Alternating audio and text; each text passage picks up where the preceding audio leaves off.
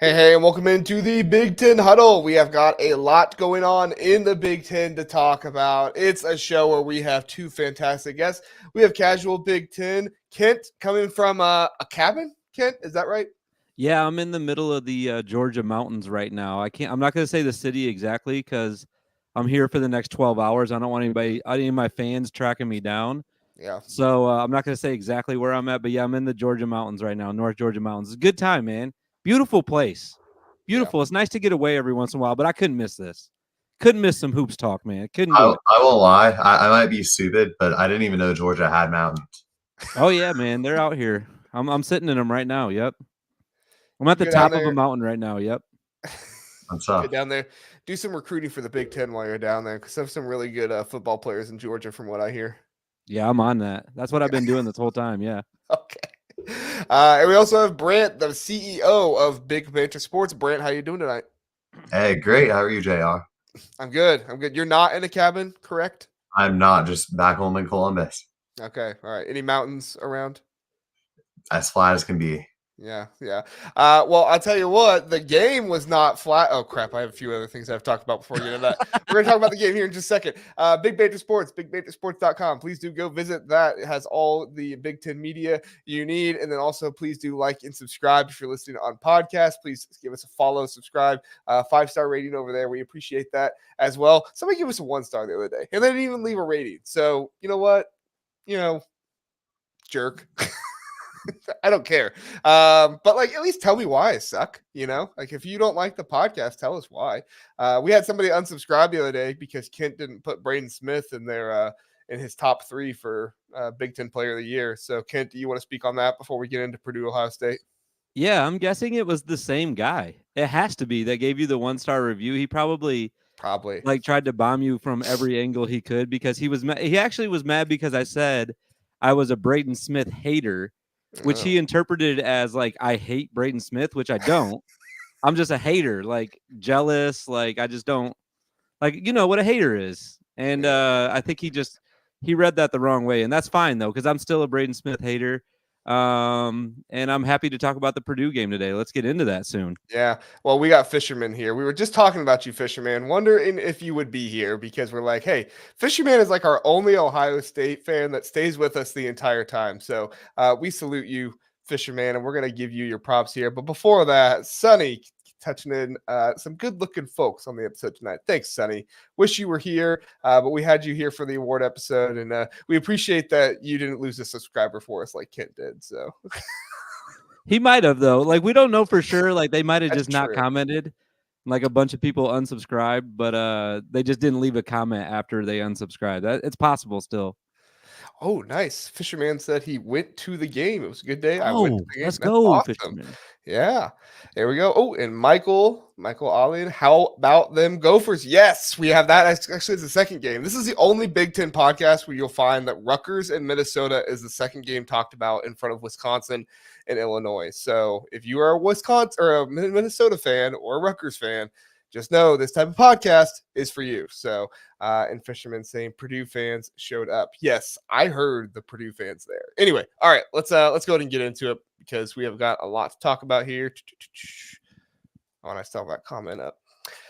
All right, guys. Ohio State beats Purdue at 73-69. This was a fantastic game for Ohio State fans. The interim head coach Jake Diebler coming in there, getting the win over Matt Painter. I honestly there were quite a few different ways I was looking at this game. How in the world did this happen? Did Ohio State body Purdue? No, they didn't do that. Did Ohio State outskill Purdue?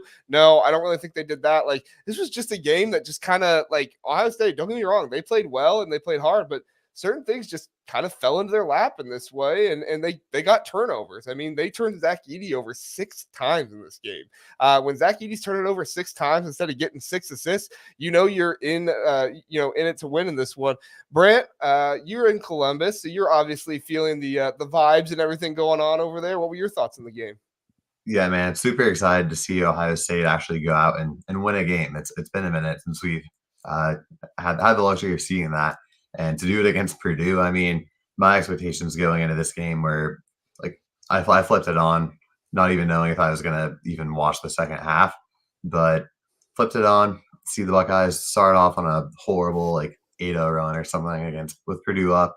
I'm like, well, this is exactly what I expected. It's typical Ohio State and the typical Purdue just going out and kind of shellacking everyone they play. But then that's not what happened.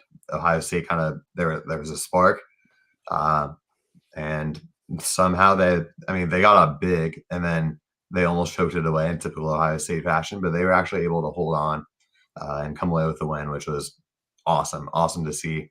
I think that these guys were playing he wasn't on the sidelines, but they were playing for Chris Holtmann. I think that him being fired kind of lit a spark under the team. And they were like, that I think that's what it took to get them to really play a cohesive, complete game, to kind of realize, hey, we're not playing up to our potential. We got to be better. And they went out and did that today. And it was great to see. I mean, can they still make the tournament? That's probably an absolute long shot, but at least they're playing good basketball, and that's something that couldn't have been said for a majority of the season. Hey, it's not January anymore, so the January slump's not happening. You never know. No, I agree. It's going to be a really, really high uphill climb for this Ohio State team to win the tournament. But obviously, this is an energizing win. It's great for the state and for the program, especially a program that I felt like there were more Purdue fans there than it was Ohio State fans. I wasn't in the building, so I don't know, but that's what it seemed like from watching on TV. It got louder, honestly, for Purdue than it did for Ohio State. Yeah. Kent, what were your thoughts?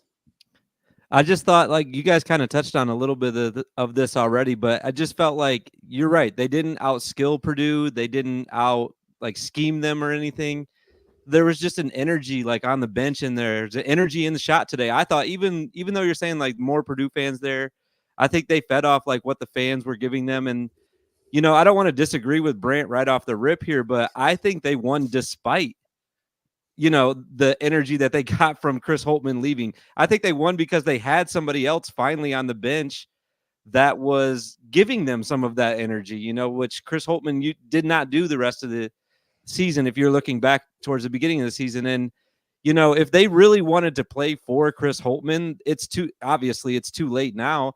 They're pretty smart kids. They knew that his job was on the chopping block, and they should have did this weeks ago. And it's been a roster, JR, I've talked to you about this like a bunch of times this year. I think this roster is talented. I thought at the beginning of the year they'd be closer to the top of the Big Ten than they are right now.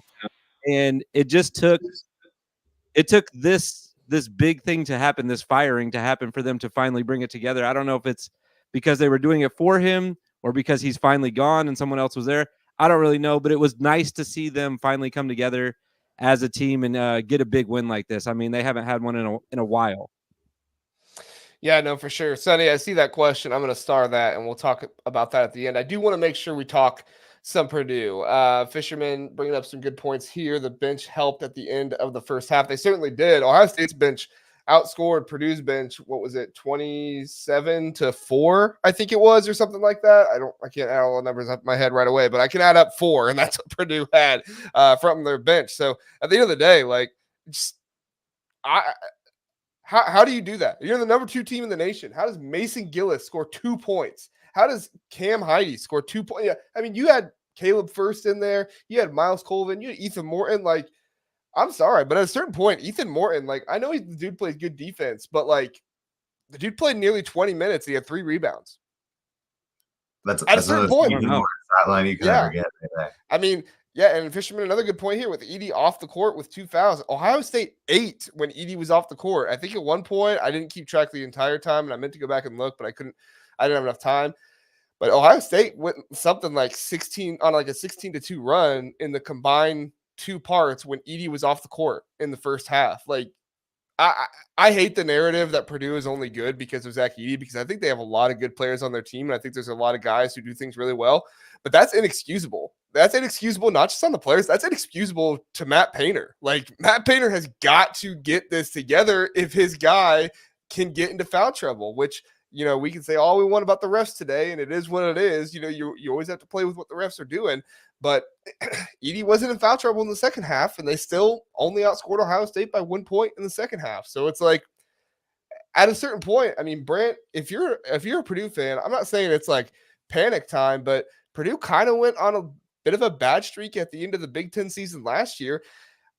Should Purdue fans be concerned about something like that happening again?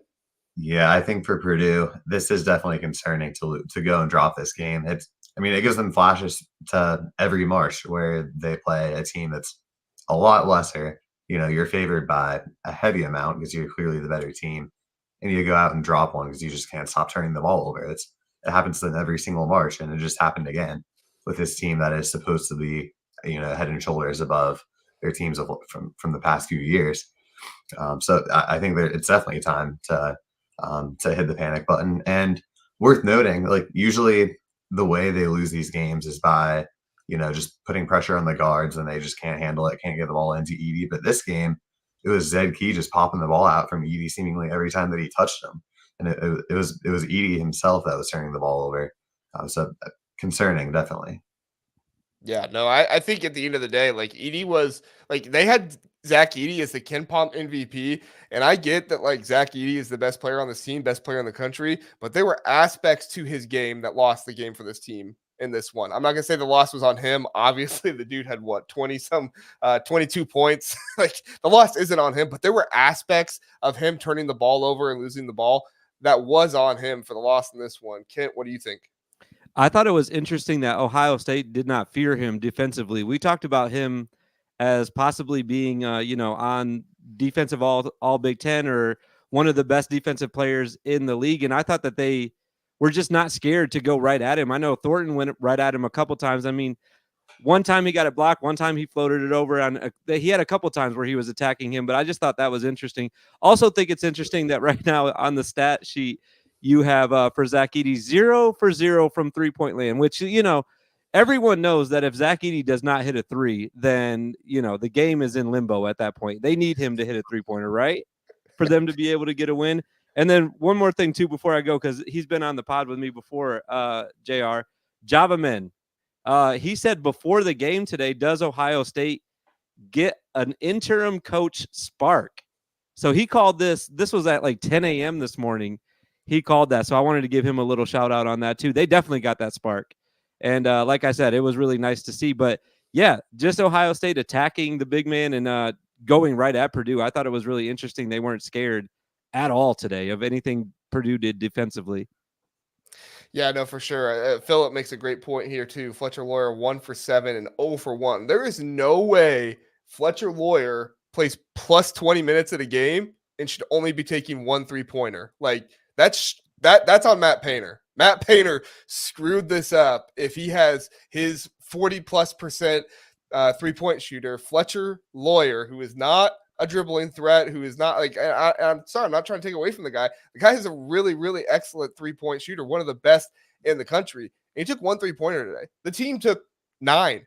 Like, you're not going to win. You're not going to win at the rate that Purdue wins. Yes, you're still going to win games because you're dominant, but you're not going to win at the rate that Purdue wins if you are not taking advantage of one of the best aspects of this team, which is 3-point shooting, which is that allowing Zach Edey to pass from the post and get 3-pointers. If Zach Edey had 6 assists in this game instead of 6 turnovers, Purdue wins this game. It's the way it is. So. I do think that this was we talk about this whole season. We've talked about, is there tape now on how to stop Purdue? Is there a blueprint for how to beat Purdue because they've been beat a couple times now? But if you flip it, though, now Purdue has a blueprint to say, okay, this is how we lost. This is what we need to fix going into the tournament. So if you're a Purdue fan, this might not be the worst thing that's happened this late in the season. Okay, they did X, Y, and Z against us. We have to fix that before March gets here. It's not the worst thing for them. I'm still very confident in Purdue. I mean, obviously that you should be because they've only lost 3 games this year. It's still the best team in the conference. So I still have a lot of faith in them to make a deep run in March. I'm not that concerned about this loss. And I do think that they have stuff that they can look at now and say, hey, we can fix this in the next 3 weeks before it gets really serious and we win or go home. Yeah, I mean, as long as they actually fix those things, right? Right. Like, right. You learn from your mistakes. As long as Matt Painter I mean, let's be honest. They're gonna, if they play like they've been playing the rest of the season, they're gonna win the Big Ten. They're gonna make a run in the NCAA tournament, probably make a Final Four, and then from there, it's just like, you try to win the game, and it is what it is. Whatever happens, happens. But if they start playing like this, where the offense is just not really in sync, and Fletcher Loyer is only shooting 1 3-pointer, he plays 20+ minutes, like. Yeah. So we have a good question here from Sonny. We'll wrap it up with this. Brant, we'll go to you first. Is there any record Jake Diebler, that being, could finish out the season with where you think he'd be comfortable, or you think you'd be comfortable just making him the permanent head coach? Brant, what record does Jake Diebler need to achieve in order to make the permanent head coaching role? I'm just going to say no. I think it's an interim coach spark, like Ken said. You see it in sports all the time where a coach is fired and the team comes out and wins their next game. It happens all the time. And I love Jake Diebler. I've been a big fan of everything he's given to Ohio State. He's been a great piece of the staff here the past few years. But you just don't go and hire a coach from the staff who didn't succeed for the past few years previously and expect different results. It's not going to be any different than it would have been if you kept Holtman around. So, I mean, if they're going to fire Holtman, they're going to get rid of the entire staff. He could even go and win the Big Ten tournament, and I still think they go elsewhere. Could they keep him around on the staff as an assistant coach? And would I be happy with that? Yeah, absolutely. I don't think he's going to be the head coach.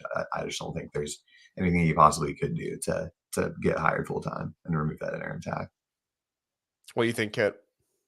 I wouldn't say there's nothing he can do. I mean, obviously, if he goes undefeated the rest of the year and like wins the Big Ten tournament, it's gonna be tough to get rid of him. But clearly, I don't think anyone would subscribe to thinking that's gonna happen.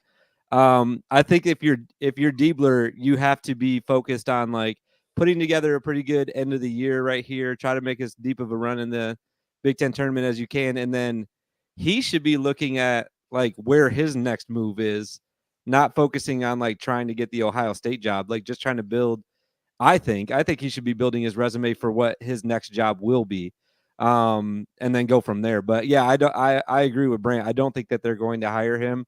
I think that there's going to be too much time in the offseason and too many other guys across college basketball. There's going to be a ton of guys available this offseason, and Ohio State is going to want to explore all of their options before just going with Diebler because he had a good end of the year. I don't see that happening unless it's an unreal run here at the end of the season. I don't see it happening either.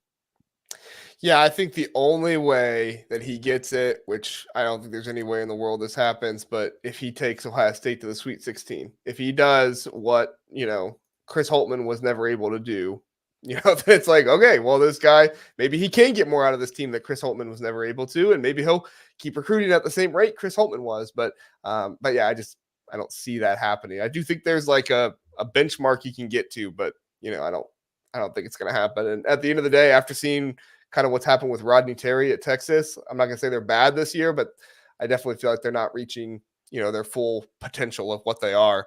And that makes that difficult. So go through a few comments here and then we'll move on. Purdue's biggest strength is their biggest weakness. Edie, you can only play a certain way with him. Hard to stop, but easy to game plan for. I think that the game planning is I wouldn't call it easy, but you can figure it out. I mean, ball screen to the top of the key, hit that shot. I mean, Bruce Thornton was eating off that all day long because Zach Edey drops in his coverage so much. You just hit it right up there. But you also have to have a guy who can hit that shot. So I would say, yes, game planning is fairly simple to beat, but the execution itself is rather difficult. You have to have the right guys there. So I see what you're saying, Philip. Check it out. 7. Pretty sure Illinois is going to have a piece of the Big Ten title. They very well could. They very well could if they play the way they're supposed to. They need to play a little more defense, in my mind. I didn't like seeing Maryland score 80 on them this weekend, but still, I mean, Illinois, very good team, and yes, they have their pieces back together. So, all right, guys, any more thoughts on this one before we move on? I mean, they still play this year, don't they? Don't they have one more game against each other? Is that like Illinois and Purdue? Yeah. Yeah. I don't know if I would say. I don't know. If they win that game, yeah, sure. I right, wouldn't that's say what that I'm saying. Like they have a chance. Yeah. Okay. Yeah, and I think, but it's at Illinois. I think I'm checking really fast. Yeah, it is. Yeah, Illinois still has at Wisconsin, which, take that for what it's worth, and then Purdue.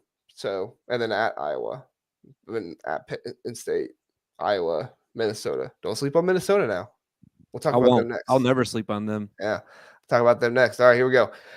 Rutgers falls to Minnesota 81-70. A tough game for the Scarlet Knights. I tell you, I put it on here thinking to myself, man, I really hope the Scarlet Knights get this win. Not because I'm rooting against Minnesota. I want Minnesota to win too, because I think both of them have this opportunity to make the NCAA tournament. But I just thought to myself, like, man, the story arc of like Jeremiah Williams coming in, saving the offense, Rutgers being able to do these things. But turns out Farrell Payne is a load.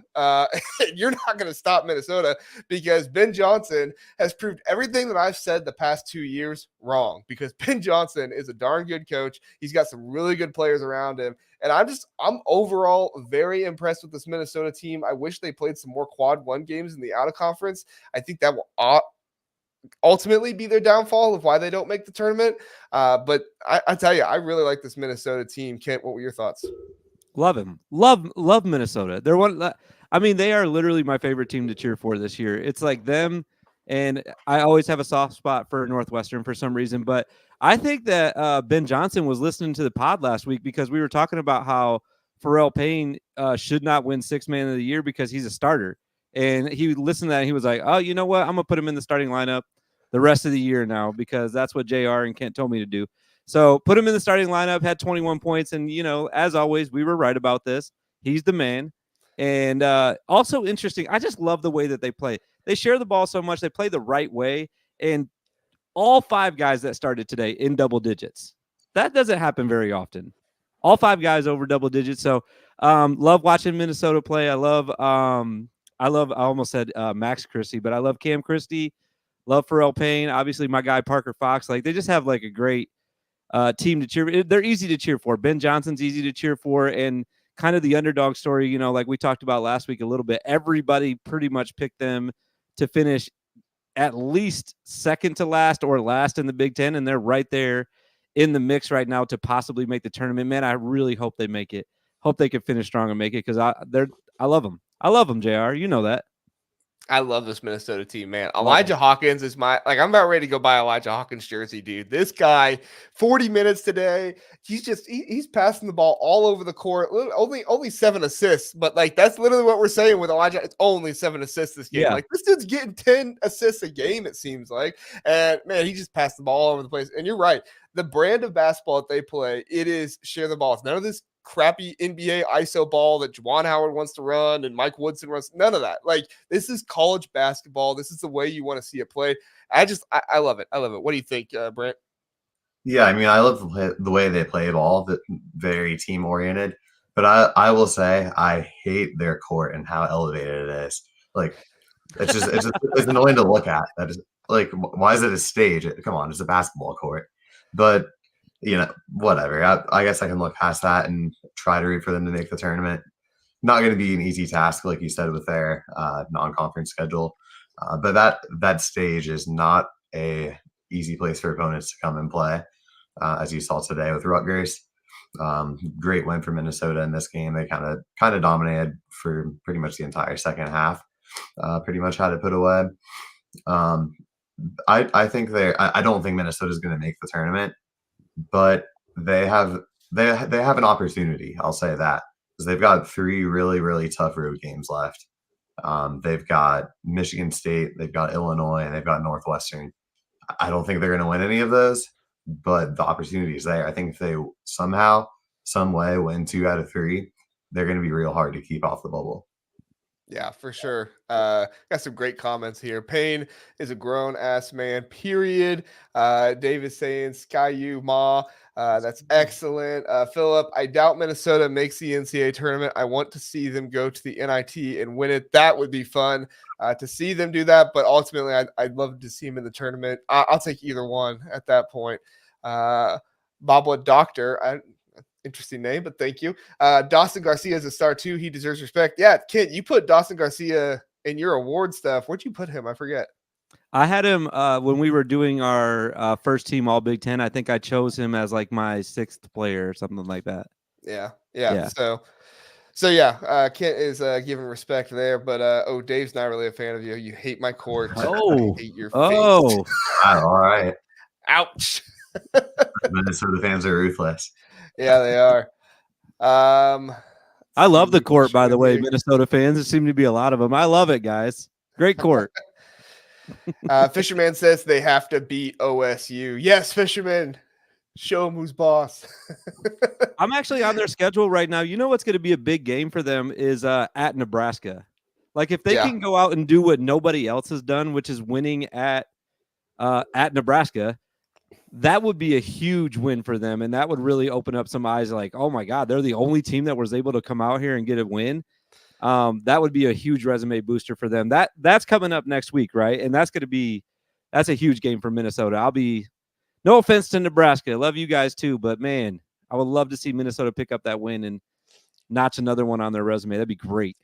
Great. Well, there's so many good story arcs right now. Like, and we can talk about Nebraska, we can talk about Ohio State beating Purdue, like we can talk about all these things, but like, I really like, to me, Minnesota is the best story in all of Big Ten basketball right now. What Ben Johnson has been able to do, like I said, the brand of basketball that these guys are playing together, like there's just so much about Minnesota that I love right now with watching them play, the story arc that they're creating, that like, and Nebraska's up there with me too. I love what Fred Hoiberg is doing. But there's just something about this team. Like I inherently just love watching Minnesota. And it, like even tonight, I was rooting for Rutgers, like, you know, in my mind, I was like, oh, I want Rutgers to win so that way we can have this story arc of them. But still, like deep down in my gut, I was like, but I really want Minnesota to win this game because, again, I just love the way they play. I love the Ben Johnson story arc. So yeah. Any thoughts on Rutgers, Brant? Yeah, I mean, it was a fun little 4-game run for them, but the fun's over and season's probably done with this one. But aside from that, a lot to be happy about if you're a Rutgers fan. Just kind of the way they turn their season around and the way Michael is coaching them up. And obviously what they have coming in next season going to be a lot of fun there. But this season looks like it's wrapped up. Yeah, it is. But you see Jeremiah Williams next year with Bailey and Harper coming in. That's going to be really, really fun to watch. I'm already saying that's going to be my Minnesota team next year. I'm going to be all over Rutgers. I'm going to love them next year. I don't hate them right now, but I'm really going to like them next year for sure. For sure. What do you think about Rutgers right now, Kent? Yeah, I love like what Brant just said. It was a fun little run right here. It just doesn't feel like they're going to be able. I know I saw your tweet the other day that said, I think it was about Rutgers, right? When you said, am I crazy to think Rutgers can still make the tournament? Yeah, that was I tweeted that after the episode. Yeah. Yeah. Okay. Yeah. So, and at the time, it made me think about it because I wasn't even really thinking about it yet. And I was like, man, are they actually going to make a little run here and make the big dance? That'd be crazy. But yeah, it feels like after this one, they couldn't have dropped this one, and they're not going to be able to make it. But like Brant said, maybe they're the team.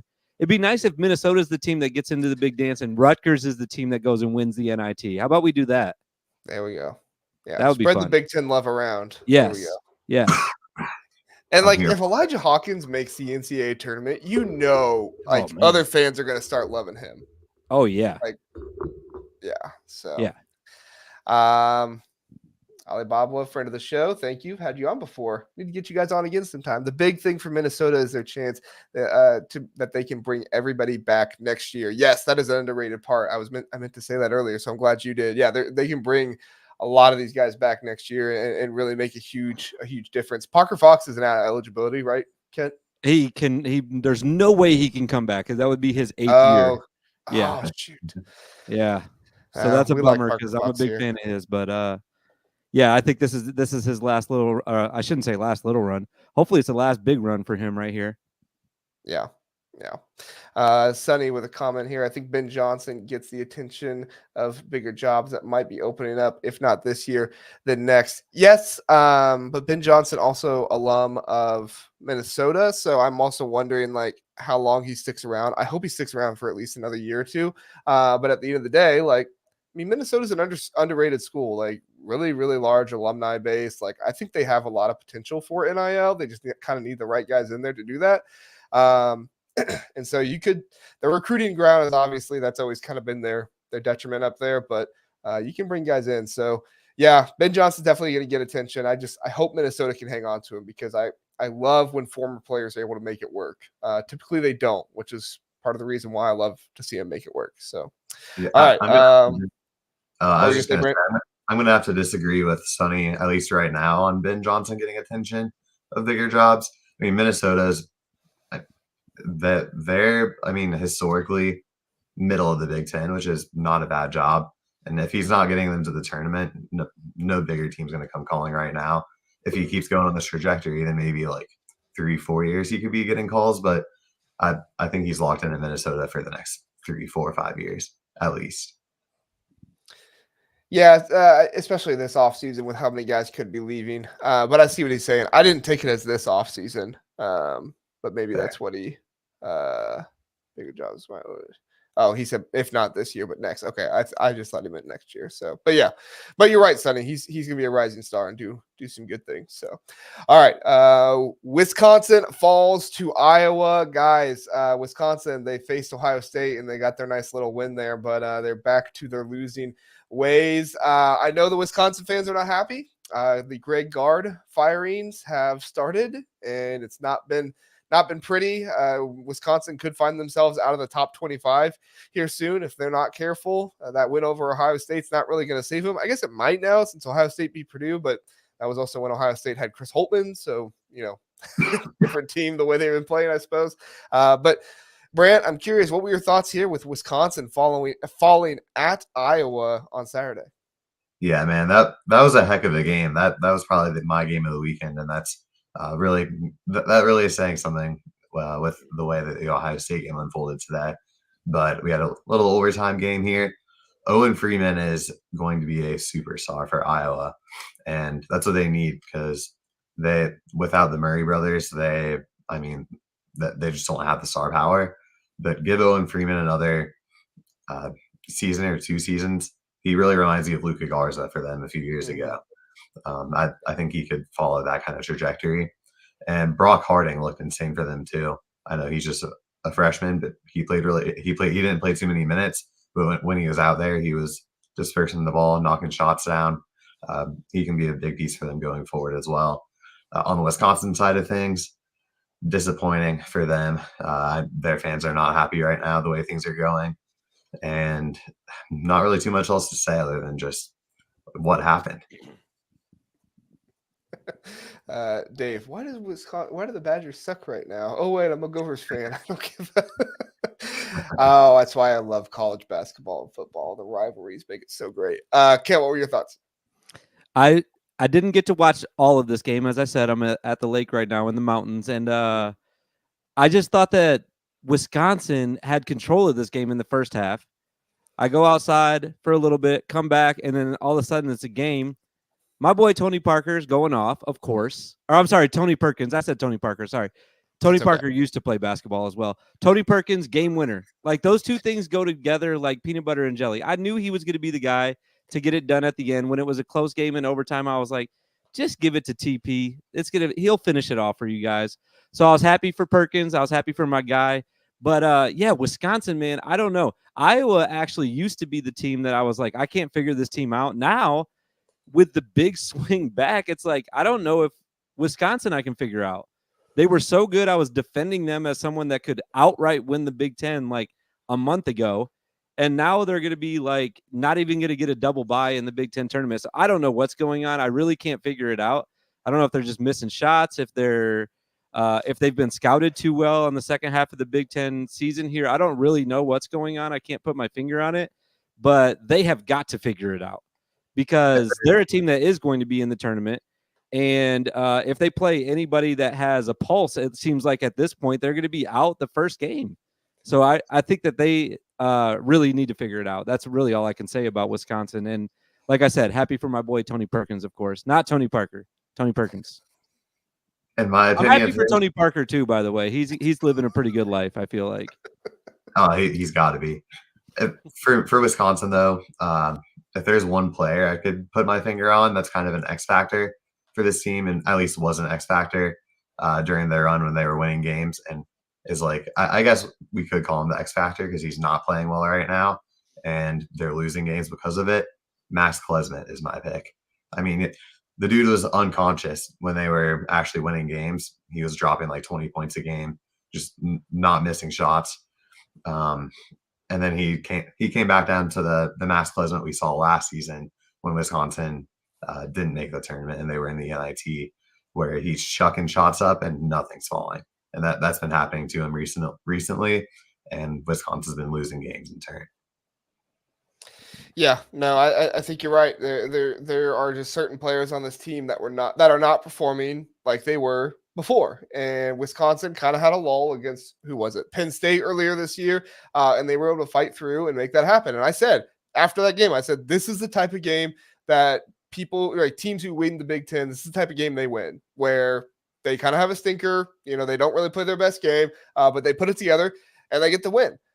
Unfortunately, it's hard to do that. 5-6 games in a row? Like they put together bad games, and it's really, really hard to do that week in and week out in the Big Ten. Purdue, we just saw Purdue put together a bad game, and one of the worst teams in the Big Ten without their head coach took advantage of it. So like at the end of the day, I mean, it's just when you play enough bad games, you lose. And when you don't have the players playing up to their potential, up to their ability, that's what happens. So I think sometimes we try to make it more complicated than what it really is, which is just like sometimes guys that just aren't playing as good as they were earlier in the season. And I know that's simple, and I know that's like not what everybody wants to hear, but I think you're right, Brant. Like Max Klesman has just not been the same now as he was earlier in the year. So Kent, you have a fan. Erica saying Kent is a Big Ten genius. So might need to change that name from casual Big Ten to genius Big Ten. I might have to do that. Might have to be expert Big Ten. That's definitely not somebody that I'm hanging out with this weekend too, for sure. Gotcha. That's not somebody I'm hanging out with inside the cabin right now. I did want to talk about Wisconsin though, man. Like their schedule, like everyone's schedule in the Big Ten, right? When you start going on losing streaks like this, you are looking for a game to like get right. We talk about that all the time, right? And when they dropped a couple in a row, it was supposed to be Michigan, and then they lost it. And then it was at Rutgers. They kind of like, that's a tough game. And then it was Ohio State. And you even said this, JR, you were like, if you need a get right game, Ohio State is the team back when Holtman was still there. They won that one. But then you start looking and it's like, there's not any games that when you start getting on a slide like this, there's not enough teams where you can like just stack together a couple wins. You have to go out and take it. There's not like, okay, we're going to play a couple cupcakes in a row in this conference. It never happens. Everyone's ready to win, especially when you have to go on the road for half the games. And it's just, man, it's just tough it just feels like they got into the slide and they just can't get out of it at this point. Yeah, no, for sure. And one thing I was going to point out was like, listen to their point totals for the 4 games before their stretch. And I apologize, it wasn't Penn State. They lost that Penn State game. They beat Minnesota at Minnesota, which was like, wow, how were you able to do that when they played as bad as they did? But yeah, so against Iowa before, they scored 83. Iowa scored 72. They won that one. The Nebraska, they scored 88, had a bit of a drop. Ohio State 71, Northwestern 71. And they score 83 against Penn State and they lose, but like, you still have good offense, just the defense lets you down a little bit. Indiana 91, Minnesota, again, that game 61, but they still won, and Michigan State 81. This was their first game since Michigan State. They scored over 80 points. So, and even when they scored 86 in this one, they still lost because Iowa has some really freaking good offense, and Tony Perkins took over at the end to win that game for him. So, like, I don't know. I mean, they scored 56 against Rutgers. Yeah, 56. It makes no sense. Makes no sense. Rutgers is really, really good defensively. It was at the rack. I get that. But like, if you want to win the Big Ten, you're not going to win it by scoring 56. So, and by the way, that Minnesota game, if I'm remembering correctly, was the one where Hawkins intentionally missed the free throw and almost put back the game tying jumper there in the corner. So they barely won that game too. So I don't know, man. Like I said, just very difficult to figure out this team because they'll beat a team like Michigan State, like you just said, 81-66, and then they lose this one. It's like, man, I don't know what to tell you guys. Just play more consistent, maybe. That'd be helpful. That's helpful for everybody, right? Yeah. Brant, I made the comment earlier this year that Wisconsin just hadn't played a whole bunch of good teams in a row. Yes, they played Marquette, Michigan State, Arizona earlier in the year, and they won 2 out of those 3. But they had not really played, a good stretch of quad 1 and quad 2 games. Even after that one, they played a quad 4 in Jacksonville State. And before that, they played a quad 4 in Western Illinois. This Nebraska game was a quad 1. Purdue, quad 1. Michigan was a quad 2. At Rutgers was a quad 2. Ohio State was a quad 2. And then at Iowa was a quad 1. Is this, I don't mean to put you on the spot, but like, you just tell me what you think. Like, is this just what Wisconsin was, and they were just kind of a product of a lucky schedule, or like, are we just seeing that downslide, and it's like they can get back to what they were? I think this might have just been what they were from the beginning. You look at their team they have this year and the team they had last year. It's the exact same team plus AJ Storr. It's not that much different, and that team didn't even make the tournament. I don't think this is a team that, and I said this on the show a few weeks ago, back when they were top 10, I said, I don't think this is a top 10 team at all. And are they top 25? Maybe borderline fringe, maybe 25th, but that they're not one of those top tier teams. Yeah. Can't you agree? Yeah, I guess I have to. I just feel like I can't come on here in good faith and say that because I was gassing them up so much at the beginning of the season. And I guess I just was blinded by the teams that they were playing. But I still have to go back to Michigan State, though. I still believe Michigan State's a pretty good team, and they beat them at both East Lansing and in Madison. So I just don't understand how they did that. And then they were dropping some games to some of these lower teams. I can't put my finger on it. Like I said, it's tough to figure out for them. But yeah, I guess I do have to agree with him. Maybe this is what they've been the whole time, and they were a product of an easier schedule at the front end, and it's just coming back to bite them now. Yeah. You have another fan on the chat, Courtney, saying yes, and then consistency is a key to a W. So either you have some real fans or some people just are reading your mind there, Kent. So. That's why I couldn't say what city I was in. I'm telling you, these people would come find me. They're on me, man. All these fans. Check it out. 7 says Wisconsin is losing to Iowa. Was the event, or Wisconsin losing to Iowa was their event horizon? They're going into a black hole. Ooh, sounds bad. I don't want to go into a black hole. Wisconsin best win. Marquette is a rivalry game, and Michigan State twice before Hall figured out we can play. Yes, Hall was obviously not playing his best game then, but he's turned it on since then. Hall, amazing player. We'll talk about him after the Illinois game next. But before we do that, we do want to remind you, CBB Analytics, go check them out. They give us a free pro tier subscription to tell you every single episode to go check out CBB Analytics. They have wonderful content over there, game recaps, all these different kinds of stats for either just your team, your conference, the entire nation, whatever it might be. Go check them out, CBB Analytics. You can pay for it and get really, really premium stuff, or you can just do the free version, and there's still really great stuff over there for that as well. So like I said, go check out CBB Analytics for some really awesome content. That's how we're able to have some of the stats that we do. I'm not really showing them off tonight because I'm on my spare computer, which I don't have the login for because like everybody else, you have your logins connected to your computer, and my spare computer doesn't have that one. So I apologize. I'm not showing it off tonight, but CBB Analytics is a great resource. Go check it out. All right, guys. Illinois beats Maryland 85-80 in this one. Terrence Shannon Jr. had a really, really good game, scoring 27 points, but the defense obviously was lacking a little bit for Illinois in this one. And I know that's been a bit of a conversation point for the Illinois fans recently is, hey, our defense hasn't been quite what it was earlier this season. I still think that they have a lot of opportunity on defense with how much they can switch and how they're able to utilize their players. Coleman Hawkins is very, very good, but there are aspects to his game that he can be a little bit exposed on defense from time to time. We talked about that in the award episode and why I disagreed a little bit with Sonny, and he made some good counterpoints. But at the end of the day, Kent, Illinois, was this one too close? Was this a good win, bad win? I mean, it was at Maryland, so we have to give him credit there. But what were your thoughts? I don't think it was too close. I mean, like you just said, it's tough to win anywhere on the road in this conference. So, like, a win on the road is a win on the road. You want to get in, get that win, and get right out of there, and then put the other team's shirt on and flip off the camera as you're taking off too, if you really want to rub it in. But no, I don't think it was too close. I think it was a good effort from Maryland despite the fact that there was like 7 people at this game, a weekend game. Like, what is going on? I get disappointed when there's a team. Now, I know Maryland's on a downslide right now, and they're not playing the best basketball ever.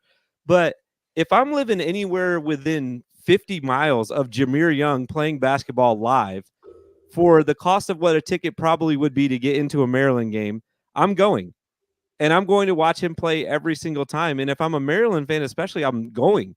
There was nobody at this game, and I thought that was disappointing for Maryland and their fans, to be honest. I still love Jameer Young. I want to go watch him play every game. I still believe in Julian Reese as well. So it's tough that they didn't have that support that they needed. But, you know, if you're an Illinois fan, you go on the road, you get this win, you get right out of there. You get mad at the other coach for grabbing the ball before it goes out of bounds a couple times. Post some pictures on Twitter. You have some fun with some people online, and then you listen to the other coach complain about everything under the sun after the game as well. I'm just not, man. I just have to say this one more time. I'm already on record as saying this. I'm just not a Kevin Willard fan, man. Just not. I do not like him.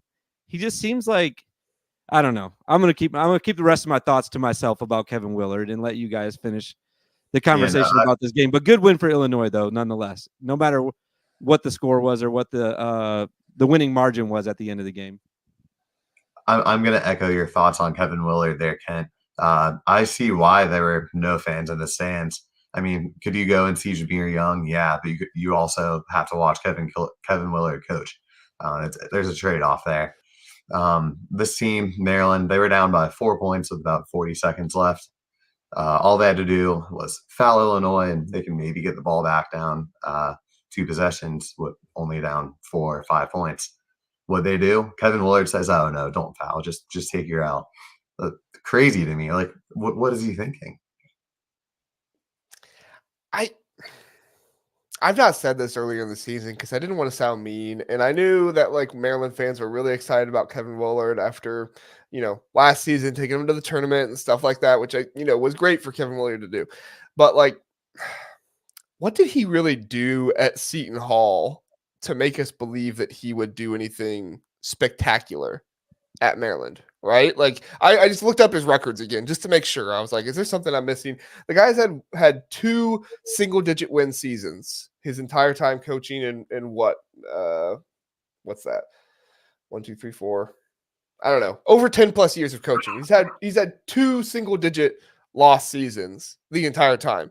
And in his years at Seton Hall, like he was never really all that spectacular. Like, he went to the tournament, but like didn't do all that much else. He was conference tournament champions and 16 with Seton Hall. So like, that's good. But like at the end of the day, I never really got the allure of Kevin Willard coming in to be this great piece for Maryland. And Philip is exactly right. Like, how was Willard not given a technical when he caught the ball? Like, number one, he caught the ball inbounds. Number two, he's outside the coach's box. Like, what in the world is going on there that they're not going to give him a technical foul? They're not going to like I know Illinois, players sometimes like get a bad rap because they go crazy about the refs, but I would go crazy about the refs there too. Like, it's completely ridiculous that there was no technical foul. There was nothing. Like, they're just like, oh, out of bounds.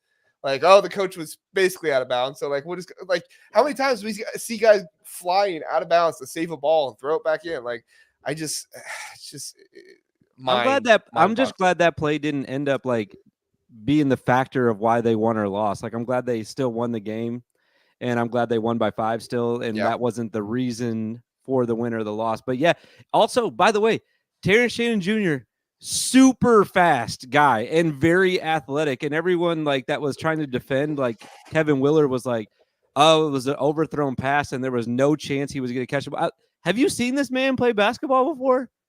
There's definitely a chance he was going to save that ball. So not to go crazy about that, because what we should really be going crazy about is what Brant said. He should have got a technical foul for not fouling at the end of the game. The ref should have came over and said, this is unexcusable that you're giving up on your team right now. Technical foul on you.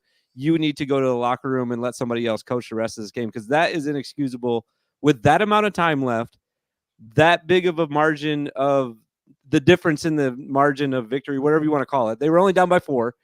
And him not trying to extend the game there is absolutely unexcusable. Inexcusable, unexcusable, whatever the proper English word for that is. his players should have been freaking out on him at the end of that game about him not trying to extend it. Philip also said Seton Hall sending Maryland a thank you card for taking Willard to give them Shaheen Holloway. That's a really good point. That's a good coach, by the way. They had that game on tonight, and they were doing the like inside the huddle with him, and like he gets his players fired up. Man, I like him. I like Holloway. He's a good coach. Was he the St. Peter's guy? Yeah, he's from St. Peter's. Yeah. And then Philip also saying, I thought this earlier, but I didn't want to say it, so I'm glad you said it, Philip. I wish Shannon would have run Willard over to get the ball. I wish, as long as nobody got hurt, I think that would be fun. Yeah. Like, could you imagine if Terrence Shannon Jr. got hurt during that? Like, oh, that would be so awful. Yeah, no, I think if Kevin Willard got hurt, that'd have been okay though. Well, I said if Willard got hurt, we would have been okay with that. Yeah, he can still coach, right? Yeah. Not like badly. I don't want him to get hurt badly, but like if he twisted his ankle or something and he had to be on crutches for the remainder of the season, that would have been pretty funny to watch. Right. Okay, so last question. So this popped into my head, and I know this is a basketball show, but we're kind of related to football here for a minute. So everybody remember what Mario Cristobal did at Miami when they didn't kneel the ball down? Okay, worst coaching move, what Mario Cristobal did, which, like, by the way, Georgia Tech still had to go, 60 yards to win that game in, 20 seconds. But, I mean, they did it. Worst coaching move, Mario Cristobal not kneeling with, 20 seconds left and his guy fumbles the ball, or Kevin Willard here not fouling with 40 seconds left, down by 4. Like, which is the worst coaching move? Brant, what do you think? I'm going to go Mario Cristobal. I mean, that is the worst of all coaching moves I've ever seen, and nothing's ever going to top that. Like, you won the game, just need the ball, and then he didn't need the ball, and they lost the game. But I mean, this is also inexcusable. Like, you could have extended the game, and you just chose not to. I think the same kind of thing happened in the Tampa Bay Detroit NFL playoff game, where Tampa could have called a timeout and potentially gotten the ball back with a few seconds left, and they just kind of let it run too. I don't know. It's just kind of accepting defeat when you don't have to yet. I'm not sure why that happened. Yeah, no, that's a good point. What do you think, Kent?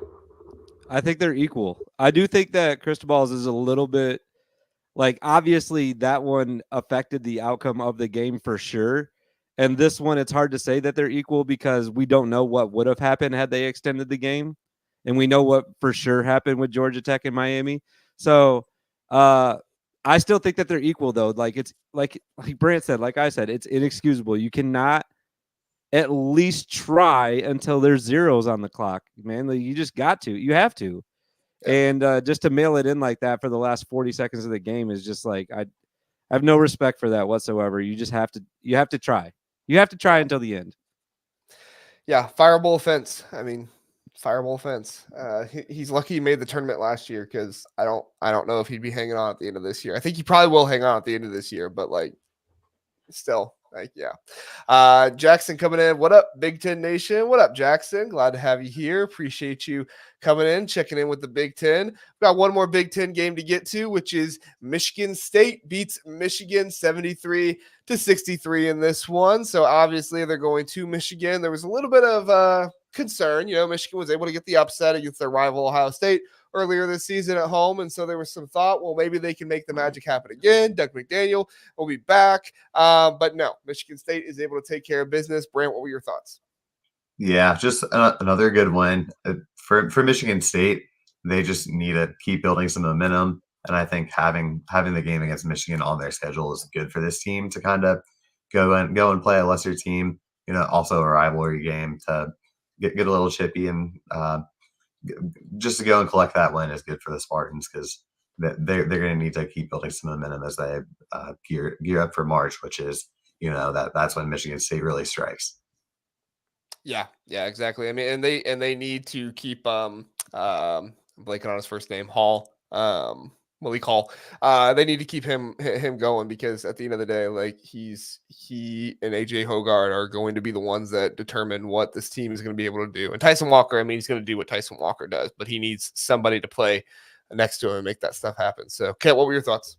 Yeah, I actually thought Michigan played really well in this game for 35 minutes or 32 minutes, I guess, because the last 7 minutes of the game, they did not score at all. They went 0 for everything. And Michigan State scored, which honestly, not even that impressive. Michigan State only scored 10 points the last 7 minutes, but that was enough to get a 10-point win because they were tied at the 7-minute mark. So just what you expect from Michigan at this point. Like, the game that they beat Wisconsin was the outlier in this season for Michigan. They actually were able to hang on to a second half lead and kind of knew that in this game, no matter how much they were up, I think they were even up at least 5, maybe 7 in the second half. And you were just waiting for that moment where they were going to go for a drought. And for them, they waited for the last 7 minutes of the game. And then that drought finally came. I did get into it on Twitter with somebody because I said that the reason they go on droughts like that is because of Juwan Howard. And someone said, they got into it with me and said, like, well, he's not playing. But college basketball of any sport, not that this dude is even listening to this podcast right now, but is the most coach impressionable sport ever. I don't know if I'm saying that right, but the coaches have a big impact on the success of the team. And the fact that we're not going to hold Juwan Howard accountable for not scoring a singular point for 7 minutes in a rivalry game at home when the other team is chanting "Go Green" and "Go White" is like just crazy to me. And I look back at like the Ohio State game. They fired their coach and they went and got a big upset win. You have to think, like, if they would have fired Juwan before this game, would it have been different? Because I do think Michigan's similar to Ohio State, where the roster is talented. They're just coached so poorly. But for Michigan State, though, great win. Like I just said, going on the road anywhere in this conference and getting a win is good. And like we've been talking about all year, JR, this team just always finally clicks at the right time, and they always save it for March, the end of February, March, and they're doing it again this year. So going to be exciting to watch them the rest of the year. I'm also cheering for them because they've been so up and down this year. So I'm cheering for them to make a deep run as well. Yeah, I'm probably going to lose my bet to Tricky here and figure out a way to send him a Buckeye, especially considering I do not live in Ohio, so I don't know how I'm going to send him a Buckeye, but I guess I'll get my parents to find one or something. But no, I completely agree. Michigan is a very talented team, and while I do think the bad coaching is different, like I think Chris Holtmann did a good job coaching for like large parts of the game, but then there were just like certain runs where he wasn't able to scheme anything for his guys, and his guys just got 3 happy, or in the late end of games, like his guys just didn't have the confidence. And with Juwan Howard, like, he lets his guys play and they have a lot of skill and they do a lot of things well, but then at the end of the day, it's like eventually something's going to happen to where the team just kind of falls apart in a part of the game. And just so happened in this one, it was at the end of the game when Michigan State went on a 10-0 run to, essentially win the game toward the end there. So yeah, I mean, at the end of the day, like there's not much else to say other than like Michigan State figures it out at the end of the season, and Michigan is probably not going to fire Juwan Howard, even though they should. But everything I'm reading and hearing is saying they're not going to fire Juwan Howard, which I think is crazy. Crazy. Yeah. I mean, I've seen all that, but I still just don't even believe it. There's like, what do you gain from keeping him around? They look at him, man, and they're like, "Oh, he brought us to the what was it, Elite Eight or whatever?" Like, "Oh, he," and it's like that was with John Beeline players. Exactly. Like, this is also the fan base, which, like, again, I'm not trying to get into football. This is also the fan base that talks about like Ryan Day is born on third base, which like we can get to that, like, and there's a legitimate argument there, but like let's also talk about how like Juwan Howard had all the dudes from John Beeline, and like if there's somebody who was really born on third base and got somewhere with like his guys, like it was Juwan Howard, and he's just fallen off since then. So I mean, I look at it and I'm like, I'm not trying to make this an Ohio State Michigan thing, but I do look at it and I say, man, what has Juwan Howard shown us with the players that he's brought in, that he is a viable college basketball, Power 6, Power 5, whatever it is now, coach? I mean, is there anything he's done in your mind, Brant? Yeah, no, there's just not. And now's the time to get rid of him. I mean, there's so many names on the coaching market. Exactly. Michigan's going to get somebody. If they fire Juwan right now, they're going to get somebody that's a proven head coach that can win at this level and is going to, build their program up to better than 8-18. I mean, anyone can make it better than 8-18. Yeah, I mean, especially at Michigan. Like, Michigan's not a bad basketball school. They're a good basketball school. We saw what John Bieler was able to do, and you talk about like the academic standards and all that stuff. But look what the football team just did. They have the Right. same academic standards, so like it can happen. What do you think, Kent? Well, the football team cheated, right? So like that's why. Well, maybe that's what they Right? need the basketball team to do. Just go look over the plays, you know? They did that though too, and they got all their banners taken down. Do you remember that? So they've Yeah, tried they did that. that. They went down that path. No, I think I think he for sure has to go. Like Brant was saying, there's too many guys that are going to be available at the end of the year, and Michigan's going to be able to persuade one of them to come. I know Juwan Howard is a Michigan guy and all that good stuff, but he's got to go. It's over. I mean, it's been I mean, I know he's had the runs that he's had in the tournament. Like you said, they were a shot away from a Final Four and all that great stuff. But like Brant said again, it was John Beilein's guys, and one bad season at a school like Michigan is enough to get you fired. And this has been a historically bad year for Michigan, so they got to let him go. Yeah, I mean, if it was like a 500 year, like I would get it. You know, like, oh, he made it to the Elite Eight, stuff like that. But they're 8-18. It's bad. I mean, the team's bad. Like, and they're talented too. That's the tough part. So, any more thoughts, Brant, before we move on? Yeah, no, I would love to see Juwan stay, just being an Ohio State fan. But yeah, that's my thoughts on the situation. There you go. All right. So the first time ever on there we go. So first time ever on the Big Ten Huddle, we're actually going to talk some women's basketball, and we're not going to go do like a full big game recap or anything. However, we can talk about Caitlin Clark breaking the scoring record and who was that against? Michigan. Oh yeah, Michigan, because they wrote all the notes and everything to her at the end, which like, you know, cool, good sportsmanship. That's awesome, I guess, but I don't know. It didn't really tickle my fancy, I suppose. But whatever. So, but the biggest thing of it was that Jay Williams, he was on what was it, College Game Day, and he was talking about Caitlin Clark, and he was saying in his mind, Caitlin Clark is not to this like elite great level yet because she hasn't won the national championship, which like, I mean, I know that we've talked about like the flop and like, can you put that out there and stuff like that from the, you know, from the Ohio State game and stuff. But like, if you're the leading scorer in women's college basketball history, you're great, right, Kit? Absolutely. I think everyone's entitled to their opinion. I have had bad opinions on this very show multiple times. And I'm still entitled to make more, and I will make more in the future. But this is just a wrong take from Jay on his part. Anyone who's the leading scorer in their sport, period, is great. And if you're only measuring great off championships, there's going to be a long list of players throughout basketball, whether you're talking about men's, women's, or little league, anything, that have not won championships that are great plenplayers. So I just think it's a bad take. I think if he had to do it over again, he would not have said that. And I get what he was saying, mentored by Kobe, which I don't really understand their connection, but I even think that Kobe, I especially think that Kobe would have respect for Caitlin Clark and what she's done for the women's game, and to bring all these new fans to the game and everything that she's done to bring money to the game, everything, we wouldn't have ever probably talked about women's basketball if it wasn't for someone like Caitlin Clark on a show like this. So I think Kobe would recognize that.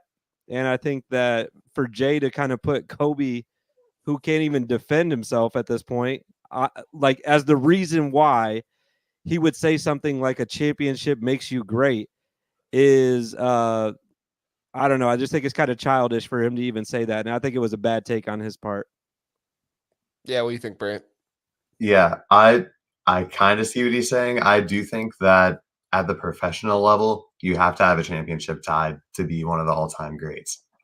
I think being for the NBA and for the NFL, you have to have a championship to be one of the all-time greats. But in college basketball, no, you don't need a title. I mean, if you're the all-time leading scorer, you're clearly going down as one of the all-time greats.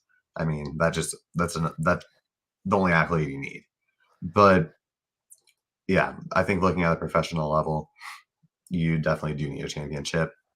Just because it's a longer window too. Like you only play college basketball for 1 to 4 years, and winning the way that like the bracket's set up as well, it's a very, very hard thing to do. A lot easier at the professional level. You just have to have a good season, make the playoffs, win a few games, and you got your title. But yeah, no, Caitlin Clark is the greatest women's college basketball player of all time, and she settled that when she broke that scoring record. Yeah, for sure. I mean, like at the end of the day, like you said, like a professional level, I get it. Like there's, 30 some teams or whatever in most leagues, and there's salary caps and all that stuff that make things equal. People have 10+ year careers. But in college basketball, like you play for, sometimes 8, I guess, careers, but you're still not playing the entire time. And like, I'm not gonna say Iowa was like a bad program. They weren't. Like Iowa has historically been a pretty good women's college basketball program, consistently in the tournament. They have a long time in Lisa Bluter. I forget how to say her name, but she's been good when she was a coach there. So like at the end of the day, it is what it is. But yeah, no, I think that championship argument at the college level, I guess if you're like at UConn, maybe, but like I just don't see it. So, all right, everybody. Hey, thanks for joining us. Thanks for coming in. Thank you, Kent. Thank you, Brant, for coming on. We appreciate you guys. I know that Kent has to get back to his recruiting and stuff like that down in Georgia for the Big Ten. So, Kent, do the Lord's work down there. Help us out. Tell people where they can find you at before we get out of here. At Casual Big Ten on Twitter. I'll never stop calling it that. At Casual Big Ten. And I haven't done a pod in like a week and a half. So don't go to my podcast right now because it's old at this point. So just on Twitter. Come follow me on Twitter. Great content over there on Twitter. Brant, what about you? Yeah, you can find me over at Big Banter Sports on Twitter, on Instagram, on TikTok, and BigBanterSports.com as well, as JR mentioned earlier. Very good. Thank you. Check it out, 7. Good show. Good listener. Check it out, 7. You're a good listener. Appreciate it. Hey, everybody. Thanks for having watching tonight. We appreciate it. We'll be back on Tuesday night for our football episode. Zach Guggenheim will be joining me with, I forget who else is on. But anyway, just come and check it out. We'll have a good time. See you, everybody. Have a good night.